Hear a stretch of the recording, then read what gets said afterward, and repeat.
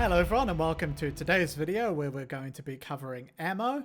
Ammo is not particularly complex, but I haven't covered it and it is quite an important part of the combat system. So in this video we're going to explain how to set up ammo, and there are two main types of ammo that we have in Narrative Pro. The firearms use non-equipable ammo, so as long as you have the ammo in your inventory it will be used to fire the weapon. There is, however, equipable ammo for people that want to do games more along the lines of Skyrim, where you can equip whatever bow you like, but you can also equip whatever arrows you like. And this kind of gives the player the option to equip the type of ammo that they want. So we kind of give you the flexibility to use either of those methods or roll your own type of ammo. You don't have to use those either. If we click on the bow here and we just go into the details panel, we browse to the bow. In any weapon, should be able to find the ammo. I'm just going to search for it. Required ammo. So you can see that the required ammo of the bow is arrow base. So as long as you have an arrow base, some sort of arrow base, which all of these arrows are types of arrow base, they all are children of that type, you will be able to fire them.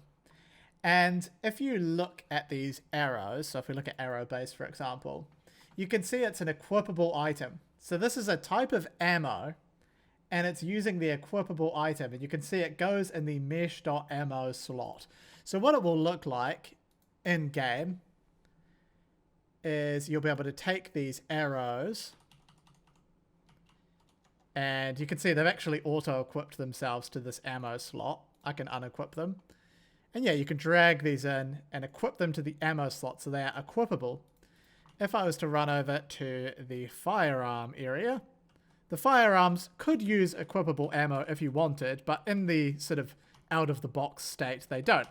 The way that the firearms work is they just have this non-equipable ammo. So you can't equip this ammo. It's not an equipable item. And in fact, if you were to click on this ammo, you could open it up. Down here, you can see its parent class is just this ammo item, which is not a equipable type of item. The other thing that I want to mention is that ammo doesn't have to be used. So it's up to the ability whether or not it uses ammo. So a good example is the rifle. If I take the rifle, I'm going to put the rifle on, and I can press Q. I believe it's, oh sorry, it's F. If I press F, I can do a melee attack with the rifle. And you can see that it doesn't use any ammo. And that's because the melee attack is choosing to not consume any ammo. So it's up to the attack whether or not it wants to use ammo or not. Abilities don't have to use ammo. So this shooting ability does use ammo. And you can see as I'm shooting, it's consuming ammo. And it can also check ammo. It can check whether I have enough ammo. And the shooting ability also automatically starts a reload ability if you run out of ammo. But it's up to the ability. And so you could have something like a sword, and the sword doesn't take any ammo. And its attack doesn't require that you have any ammo. So it's completely up to you. Let's put my sword on here. It's completely up to you whether the ability wants ammo. And you can see in the bottom left corner there's a little ammo counter. And it is set up to display the ammo, and it will only do that if the item has an ammo type set. So weapons can define an ammo type, but they don't necessarily need to actually use it. And depending on whether the ammo type is equipable or not, it will either just use the ammo straight out of your player's ammo slot, or it will just find the first ammo item in your inventory, and it will use that as the ammo source, essentially. Ammo can also affect what the attack does. So the bow shoot ability is a great example, right? Depending on what type of arrows you're using, you can get different effects. So if I take the bow here and use these explosive arrows, I get a completely different effect. And the reason that that's able to happen is because different ammo can change how the ability works. So this bow uses a ability. If I search for it, it's called GA attack bow. So this is the attack that the bow does. And you can see what the bow does is it spawns a arrow. It shoots an arrow And then you can see here it consumes an ammo from the bow.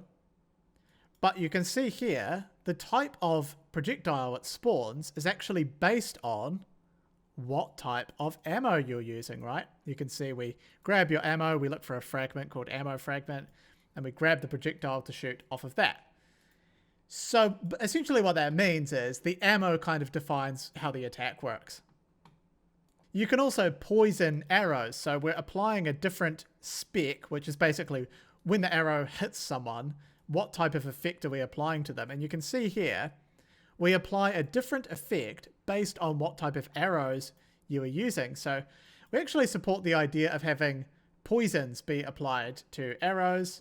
And so you can do that sort of thing here. We're looking for this poison fragment, and if it exists, then we will apply this poison effect as well.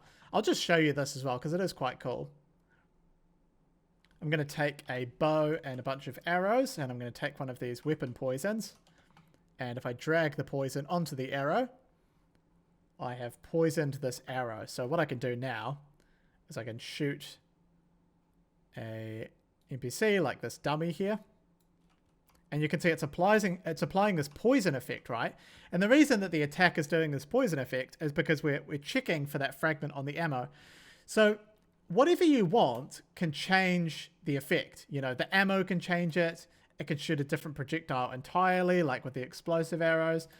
And you can have poisons and all sorts of things. So ammo can totally change an attack. But it's always up to the attack itself whether or not it wants to change the attack. We don't force you to do anything. Ammo doesn't really have any meaning out of the box necessarily. It doesn't really do all that much. It's up to the actual attack itself to do stuff like, hey, if you're using a different type of arrow, you know, use a different projectile, stuff like that. So I think that's basically all there is to be said about ammo. I think I mentioned before that if you're making an attack and your attack needs to consume ammo, you have this function called consume ammo, and you can call this on your weapon to remove the ammo. And you can also check ammo on the weapon as well. Abilities can easily check if you have enough ammo, because certain attacks like shooting an arrow, we don't want it to work unless you have ammo, right? So you can see here we grab the weapon, we grab the ammo, and if you don't have valid ammo, we just end the ability. We don't shoot the arrow. So it's up to the ability whether or not it wants to do the shooting. And if you were to look at the pistol and the rifle firing, they both use this attack firearm base, and it will basically do the exact same thing. You can see grab the ammo source, check reload, so check if we have enough ammo, and if we don't, then nothing happens essentially. You can see if we don't have enough ammo, it will just activate this reload ability instead. That's going to be it for this video on ammo, just a relatively simple one. Of course, we don't really force you to use our ammo either. You could totally make your own ammo system, right? Weapons can have whatever you want on them. You could add, let's say your rifle needs to have your own ammo. You know, you can add your own variables. You can make your own ammo and keep track of it yourself if you wanted to do that. But I think the ammo sort of methods that we give you out of the box are pretty good. Equipable ammo is quite nice for letting the player choose what sort of attack they want to do. And then the sort of generic ammo is a lot better for more of a simple experience for the player. That's going to be it. Feel free to let us know if you want any other types of tutorial, and we'll see you guys later.